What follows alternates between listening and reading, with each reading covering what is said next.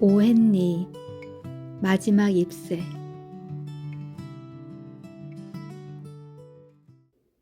미국 뉴욕의 워싱턴 광장 서쪽에는 화가의 동네라고 불리는 작은 마을이 있다. 말처럼 화가들이 모여 사는 작지만 아름다운 마을인데, 이곳이 다른 마을과 다른 점이 있다면 좁은 골목길이 이리저리 얽혀 있어 누구든 한번 들어오면 길을 잃고 헤매게 된다는 점이다. 그래서 오래전에 한 화가가 심하게 갈라져 있는 이 마을의 골목길을 보면서 재미있는 상상을 했다고 한다. 외상으로 산 물감이나 캔버스, 종이값을 받으러 가게 주인이 이 마을을 들어서면 화가의 집을 찾지 못해 틀림없이 외상값을 받지 못하고 돌아가게 될 것이야. 그래서 그 화가가 이 마을에 살기 시작하였고, 하나 둘씩 화가들이 값싼 새빵을 찾아 모여들면서 이 특별하고 예스러운 작은 마을이 화가의 동네가 되었다는 것이다. 그 화가의 동네 어느 나지막한 3층 벽돌집의 맨 위층에 수와 존씨라는 젊은 화가 둘이 함께 살고 있었다. 수는 겨울에 춥고 눈이 많이 내리는 메인주가 고향이 나가시이고, 존씨는 겨울에도 따뜻한 캘리포니아 주가 고향이 나가시였다. 지난 5월 한 식당에서 우연히 알게 된 수와 존씨는 서로 이야기를 나누다가 예술에 대해, 음식에 대해, 그리고 옷 입는 방식에 대해 서로 마음이 너무 잘 통하는 바람에 둘이 함께 살기로 했다. 그들은 이 화가의 동네에 집을 구해서 그림을 그리며 함께 생활했다. 그런데 차가운 11월에 바람이 휘몰아칠 무렵 화가의 동네에 반갑지 않은 손님이 찾아왔다. 바로 폐렴이라는 무서운 병이었다. 마을의 한쪽에서부터 이미 수많은 사람들을 앓게 만든 이 반갑지 않은 손님은 마침내 수와 존씨가 살고 있는 곳에도 찾아왔다. 캘리포니아 주의 따뜻한 바람 속에서 자라난 존씨 역시 폐렴이라는 무지막지한 손님에게 걸려들고 말았다. 폐렴에 걸린 존씨의 건강은 점점 나빠져갔다. 거의 매일 침대에 누워 지내게 된 존씨는 조그만 창문 너머를 내다보며 하루하루를 보냈다. 창문 너머 보이는 것이라고는 이웃집의 벽돌담 뿐이었는데, 존씨는 멍한 표정으로 하루 종일 벽돌담을 바라보는 것이었다. 수는 폐렴에 걸린 친구가 걱정이 되어 안절부절 못했다. 진찰을 마친 의사는 수에게 할 말이 있다는 눈짓을 보냈다. 수가 의사를 따라 복도로 나오자 의사는 나지막하게 이야기를 건넸다. 존씨 양은 이제 살아날 가망이 거의 없어요. 가장 듣기 두려웠던 말에 수는 몹시 실망이 되었다. 의사는 체온계를 흔들며 수에게 계속 말했다. 게다가 저 아가씨에게는 어떻게든 살아야겠다는 마음이 전혀 없어요. 저렇게 살고자 하는 의지가 없는 한 살아날 가망은 거의 없다고 봐야 하죠. 지금처럼 자신의 장례식이나 기다리는 마음이라면 아무리 훌륭한 의사가 와서 좋은 약으로 치료한들 무슨 소용이 있겠어요. 보아하니 존씨 양은 자신의 병은 나을 수 없다고 이미 마음속으로 포기를 한 듯 하더군요. 혹시 존씨 양이 평소에 무슨 희망을 가지고 있었는지 아시나요? 존씨는 기회가 되면 나폴리 바닷가를 그려보고 싶다고 했어요. 수가 걱정스러운 얼굴로 말했다. 그림을 그린다고? 그건 지금 도움이 되지 않는 일인데요. 그림 그리는 것 말고 간절하게 마음을 쏟을 수 있는 게 없을까요? 이를테면 남자친구라든가. 남자친구요? 수는 퉁명스러운 목소리로 대답했다. 남자친구가 그럴 만한 가치가 있나요? 아, 어쨌거나 제 친구에겐 남자친구 따위는 없는데요. 의사는 더욱 곤란해하는 표정을 지으며 말했다. 이거 참 난처하군. 아무튼 최선을 다해봅시다. 하지만 환자가 자신의 장례식이나 생각하고 있는 한 병은 점점 나빠질 수밖에 없어요. 그러니 존 씨 양의 마음을 잘 달래서 뭔가 희망적인 생각을 갖게 해보세요. 어서 일어나서 올겨울엔 예쁜 외투를 입고 외출을 하겠다던가 뭐 그런 기분 좋은 생각을 하도록 만들라는 겁니다. 그렇게만 되면 살아날 가망이 생겨날 수도 있지요. 의사가 돌아간 뒤 수는 작업실로 들어가 가엾은 존 씨를 생각하며 펑펑 울었다. 그러고는 곧 마음을 진정하고 아무렇지도 않은 척 명랑한 표정을 짓고 휘파람을 불면서 존 씨의 방으로 들어갔다. 존 씨는 여전히 꼼짝도 않고 창문 쪽으로 얼굴을 돌린 채 누워 있었다. 수는 존 씨가 잠이 든 줄 알고 얼른 휘파람을 그쳤다. 그러고는 화판을 세워놓고 열심히 그림을 그리기 시작했다. 어떤 소설책에 넣을 그림이었다. 보통 젊은 화가들은 이렇게 책에 넣을 작은 그림을 그리는 것부터 시작해 화가의 길을 걷기 시작했다. 수는 소설의 주인공인 카우보이 모습을 그리기 시작했다. 그때였다. 나직하게 중얼거리는 소리가 들려왔다. 몇 번이나 되풀이되는 그 소리에 수는 재빨리 존 씨에게로 다가갔다. 존 씨는 푹 꺼진 눈을 희미하게 뜬 채 창밖을 바라보며 무엇인가 세고 있었다. 12. 존 씨가 무엇을 세는 것인지 알 수 없었다. 뭘 세는 거지? 수는 궁금해하면서 존 씨가 내다보고 있는 창문 너머를 바라보았다. 그러나 창밖에는 텅 빈 앞마당과 조금 떨어진 곳에 이웃집의 벽돌담이 있을 뿐이었다. 벽돌담에는 오래된 담쟁이 덩굴이 앙상한 줄기를 뻗어 올리고 있었는데 차가운 가을바람이 불어올 때마다 담쟁이 잎사귀들이 우수수 떨어지고 있었다. 존 씨, 뭐를 세는 거야? 수가 물어보는데도 존 씨는 계속 수를 세었다. 6. 존 씨가 힘없이 속삭였다. 이제 더 빨리 떨어지네.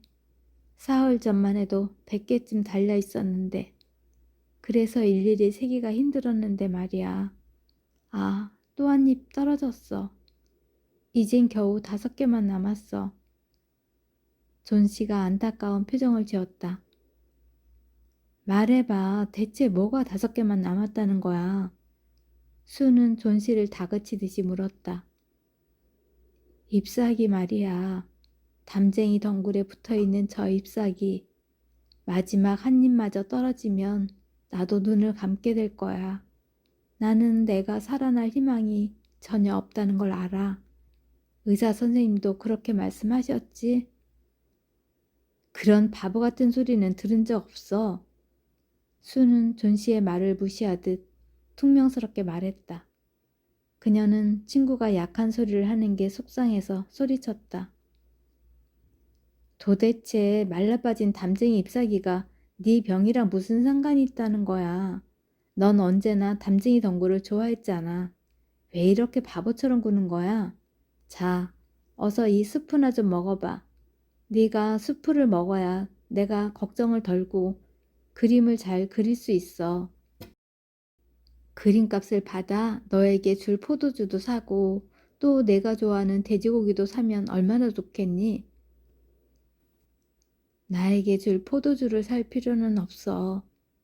힘없이 말을 뱉은 존 씨가 다시 창밖으로 고개를 들렸다. 또 잎사귀가 떨어졌어. 스프도 안 먹을래. 이제 내 입만 남았어.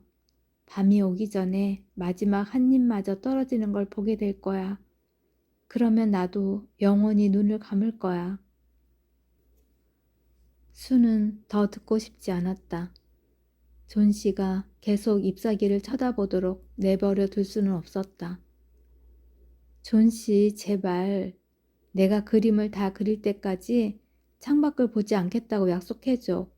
햇빛이 없어도 그림을 그릴 수만 있다면 커튼을 쳐버리고 싶단 말이야. 난 내일까지 저 그림을 다 그려야만 해. 작업실에 가서 그리지 그러니. 존 씨가 힘없이 대꾸했다. 네 옆에 있고 싶어서 그래. 게다가 내가 줄곧 저 담쟁이 잎사귀를 쓸데없이 세고 있으니 더욱더 네 옆에 있어야겠어. 결국 존 씨는 창밖을 바라보던 눈길을 거두고 침대에 똑바로 누웠다. 그럼 그림이 끝날 때까지 눈을 감고 있을게. 그림을 다 그리면 곧바로 내게 말해줘. 수는 존 씨의 창백한 얼굴을 내려다보았다. 존 씨가 더 이상 창밖을 내다보지 않아서 다행이었지만 똑바로 누운 모습도 안쓰러워 보이기는 마찬가지였다. 난 마지막 잎사귀 떨어지는 게 꼭 보고 싶단 말이야. 이젠 기다리는 것도 뭘 생각하는 것도 지쳐버렸어. 이런저런 것 다 포기하고 저 마른 잎사귀가 떨어지듯이 그냥 그렇게 떨어지고 싶을 뿐이야. 존 씨는 눈을 감고 중얼거렸다. 잠을 좀 자도록 해. 나는 배어먼 할아버지를 불러와야겠어. 시골에 숨어 사는 늙은 광원의 모델이 필요하거든. 금방 올게. 내가 돌아올 때까지 그대로 있어야 해. 배어먼 노인은 1층에 새들어 살고 있는 화가였다. 60이 넘은 그는 턱수염이 굽슬굽슬 흘러내려 마치 신화 속에 나오는 사티로스처럼 보였다. 배어먼 노인은 40여 년 동안이나 그림을 그려왔지만 화가로서 이름을 날리지도 못했다. 앞으로도 유명한 화가가 된다는 건 그에게 어려운 일일 것이다. 지난 몇 년 동안 배어먼 노인이 그린 것이라곤 값싼 광고용 그림 몇 장이 전부였다. 그리고 이따금 전문 모델을 쓸 돈이 없는 젊은 화가들에게 모델이 되어주고 몇 푼씩 받는 처지였다. 그는 늘 술에 취해 비틀거리면서도 머지않아 걸작을 그리겠다는 말은 하루도 거르지 않았다. 게다가 성격마저 고약해 걸핏하면 까탈을 부리거나 트집을 잡기 일쑤였다. 그러나 수와 존 씨는 배어먼 노인에게 항상 고마움을 느꼈다. 그는 위층에 살고 있는 수와 존 씨를 자식처럼 여기고 보호해 주었다. 수가 내려가 보니 배어먼 노인은 어두운 골방 구석에서 술 냄새를 풍기며 앉아 있었다. 방 한쪽에는 아무것도 그리지 않은 하얀 캔버스가 이젤 위에 놓여 있었다. 아마도 걸작을 그리기 위해 수십 년 동안이나 그 상태로 놓여 있었을 것이다. 담쟁이 잎사귀가 다 떨어지고 나면 정말 존 씨가 그 잎사귀들처럼 사라져 버리는 것은 아닐까요? 수는 마음속으로 걱정하던 것을 배어먼 노인에게 말했다. 배어먼 노인은 벌개진 눈에 눈물을 글썽이더니 쓴웃음을 지으며 수를 나무라기 시작했다. 뭐라고? 존 씨가 그 말라벼진 담쟁이 덩굴에서 잎사귀들이 다 떨어지면 저도 죽을 거라고 한단 말이지. 원 세상에 듣다 별 얼빠진 소리를 다 듣겠군. 마지막 잎사귀와 함께 간다니. 싫어. 그 늙은 광원인지 뭔지 아는 모델 노릇도 안 할 거야. 도대체 존 씨가 그런 어처구니 없는 생각을 하는 걸 왜 그냥 내버려 두느냐 말이야. 쯧쯧. 존 씨가 가엾지. 그 애는 앓고 있어서 침대에서 일어날 기운조차 없어요. 게다가 열 때문에 마음이 약해져서 별 이상한 생각이 다 드나 봐요. 제가 어떻게 할 수 없을 만큼요. 하지만 할아버지가 얼마나 지독한 변덕쟁이인지 아세요? 한번 한다고 했으면 약속을 지켜야 하는 거 아닌가요? 여자들의 좁은 마음이란. 배어먼 노인이 소리쳤다. 누가 모델을 안 한댔어? 자, 가자고. 난 언제라도 모델이 될 준비가 되어 있는 사람이야. 그런데 여긴 존 씨 같은 착한 아가씨가 알아놓을 곳이 못 된단 말이지. 머지않아 내가 걸작을 그릴 테니까 그럼 우리 함께 이 싸구려 집을 떠나자고. 떠나야지. 두 사람이 2층으로 올라왔을 때 존 씨는 잠들어 있었다. 수와 배어먼 노인은 초조한 마음으로 창밖의 담쟁이 덩굴을 바라보았다. 그리고는 아무 말 없이 잠시 서로의 얼굴을 바라보았다. 수는 창틀 아래까지 커튼을 내리고는 배어먼 노인에게 작업실로 가자고 눈짓을 했다. 밖에는 진눈깨비가 줄기차게 내리고 있었다.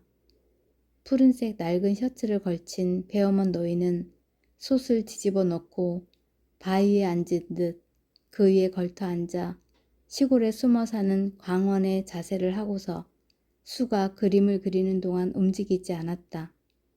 수는 아주 열심히 그림을 그렸다.